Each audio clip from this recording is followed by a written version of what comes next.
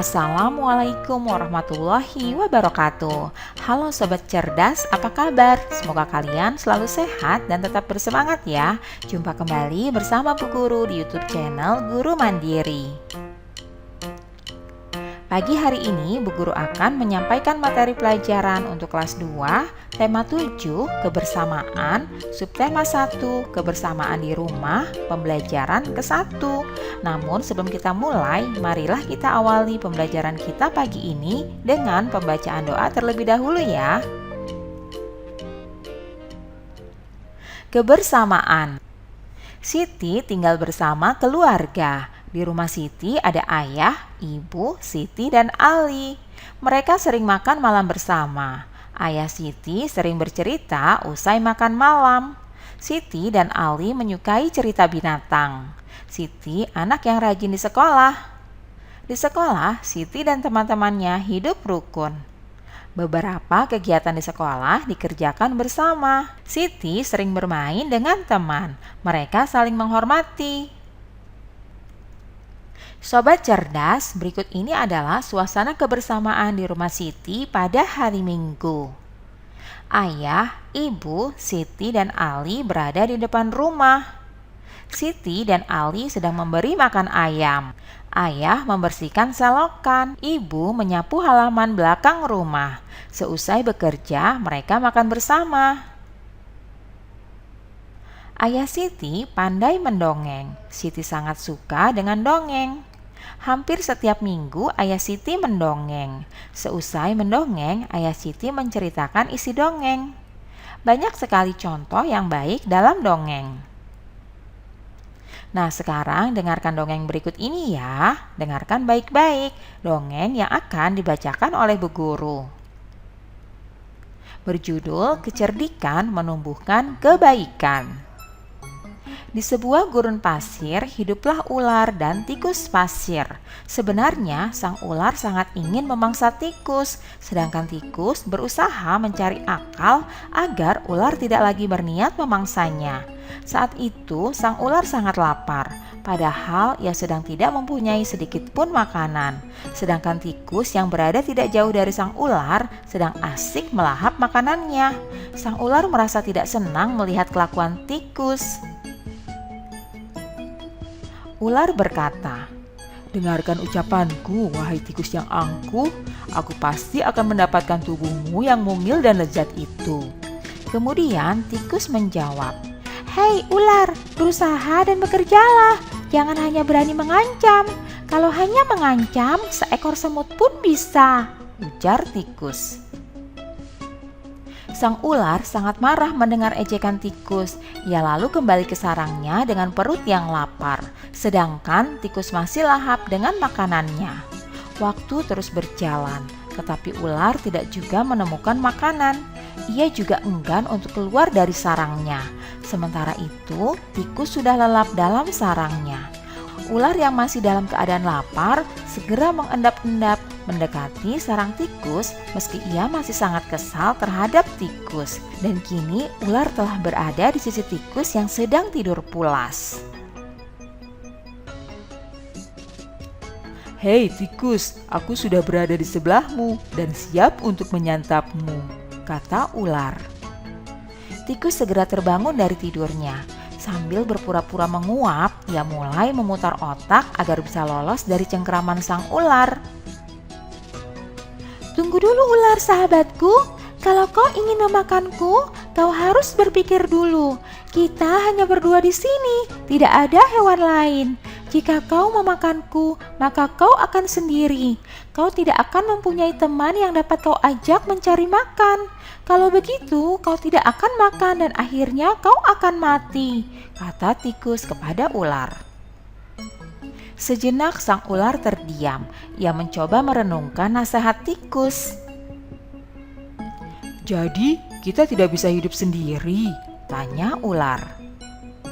"Tentu, bukankah kita bisa berteman dan tentunya kita dapat mencari makan bersama?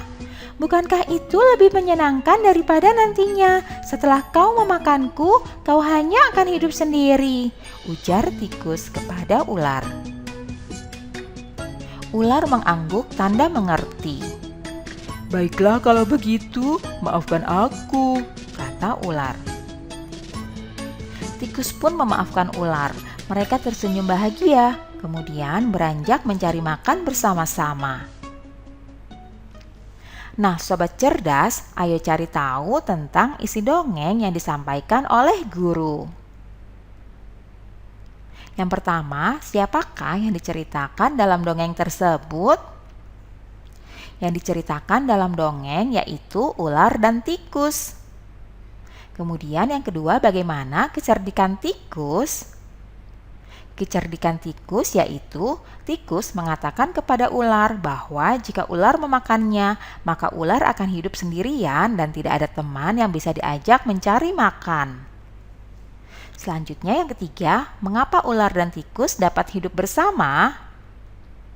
Ular dan tikus dapat hidup bersama karena mereka saling memaafkan dan tidak akan saling memakan teman. Nah, sobat cerdas, itulah tadi kisah ular dan tikus, kecerdikan yang membawa kepada kebaikan. Jadi, dalam berteman, kita tidak boleh egois dan mementingkan diri sendiri. Kita harus selalu bisa berteman dengan baik dan juga saling memaafkan. Nah, kalian semua bisa meneladani sikap yang baik yang telah dicontohkan oleh ular dan tikus. Ibu menghidangkan 3 buah kue donat. Setiap kue dipotong menjadi 2 potongan sama besar. Siti, Ali, dan Ayah mengambil masing-masing 1 potong. Siti sangat senang bersama keluarga di rumah. Nah, sekarang kita akan belajar mengenal pecahan. Berikut ini adalah 1 buah donat utuh. Kemudian donat tersebut dipotong menjadi 2, 1 bagian nilainya setengah dan 1 bagian lagi nilainya setengah. Selanjutnya berikut ini juga merupakan 1 donat yang utuh. Donat tersebut kemudian dipotong, namun bukan dipotong menjadi 2 bagian sama besar, dipotongnya seperti ini ya. Jadi 2 bagian donat tersebut bukan merupakan setengah. Kalian perhatikan ya, 2 potong donat tersebut bukan merupakan potongan yang sama besar. Jadi masing-masing bukan merupakan potongan setengah. Sobat pintar, ini adalah 1 buah donat. Ini adalah 2 bagian donat yang sama besar. Dan ini adalah 1 bagian donat dari 2 bagian donat. 1 donat itu nilainya 1 dan 1 bagian donat dari 2 bagian donat tadi nilainya 1/2. 1/2 dibaca setengah atau 1/2. Nah, agar kalian lebih memahami, ayo kita berlatih. Kerjakan soal-soal berikut ini. Yang pertama, sebuah donat dibagi menjadi 2 bagian sama besar. Perhatikan ya potongan donatnya. 1 donat dipotong menjadi 2 bagian sama besar. 1 bagian itu nilainya 1/2 dan 1 bagian lainnya nilainya 1/2. Jadi setiap bagian itu disebut 1/2 bagian. Selanjutnya yang kedua, Siti memiliki kertas berbentuk persegi panjang. Kemudian kertas tersebut ia potong menjadi 2 bagian sama besar. Nah, setiap potong kertas adalah titik-titik bagian. Perhatikan gambar kertas Siti berikut ini ya. 1 buah kertas yang berbentuk persegi panjang kita bagi 2 menjadi bagian yang sama besar. 1 bagian nilainya 1/2. Dan 1 bagian lainnya nilainya juga sama, yaitu 1/2. Jadi setiap potong kertas adalah 1/2 bagian. Selanjutnya yang ketiga, agar mendapatkan kue 1/2 bagian, maka kita harus membagi 2 kue tersebut dengan ukuran berapa ya? Potongan di sebelah kiri 1/2 bagian dan potongan di sebelah kanan 1/2 bagian. Jadi, kita harus membagi kue tersebut dengan ukuran yang sama besar. Nah, seperti itu ya, sobat pintar. Kalian bisa mengerjakan latihan tersebut di buku latihan kalian masing-masing. Di dekat rumah Siti terdapat pos penjagaan. Di sana terdapat kentongan. Kita dapat membuat bunyi kentongan bervariasi. Bunyi yang teratur berulang disebut birama. Sekarang kita akan membedakan bunyi kuat dan bunyi lemah. Coba kalian ketok meja kalian ya, akan berbunyi duk. Kemudian kalian tepukkan dua telapak tangan kalian, bunyinya prok. Jika dua bunyi di atas dibandingkan, maka bunyi satu lebih kuat daripada bunyi dua. Sekarang jawablah pertanyaan-pertanyaan di bawah ini ya. Yang pertama, sebutkan dua bunyi yang ada di sekitarmu. Kemudian tentukan bunyi yang lebih kuat dan bunyi yang lemah. Nah, kita akan menuliskan dua bunyi yang ada di sekitar kita ya. Contohnya yaitu bunyi bel sekolah dan bunyi jam. Bunyi yang lebih kuat adalah bunyi bel sekolah dan bunyi yang lebih lemah adalah bunyi jam. Selanjutnya yang kedua, Siti menyebutkan bunyi yang dihasilkan benda-benda berikut. Yang pertama, Siti menepukkan tangannya sehingga menghasilkan bunyi. Yang kedua, Siti memukulkan dua buah kayu kecil yang dipukulkan sehingga menimbulkan bunyi. Dan yang ketiga, Siti memukul kentongan. Hal ini pun menimbulkan bunyi. Nah, bunyi manakah yang paling kuat dan bunyi manakah yang paling lemah? Bunyi yang paling kuat adalah bunyi nomor 3, yaitu bunyi kentongan yang sedang dipukul. Kemudian bunyi yang paling lemah adalah bunyi nomor 2, yaitu bunyi dua buah kayu kecil yang saling dipukulkan.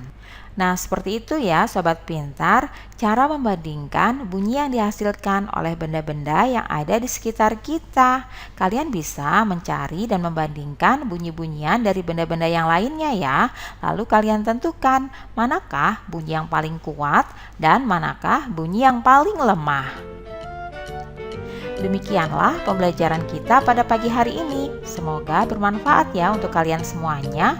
Sampai jumpa lagi pada video pembelajaran selanjutnya. Salam sehat dan tetap semangat. Wassalamualaikum warahmatullahi wabarakatuh.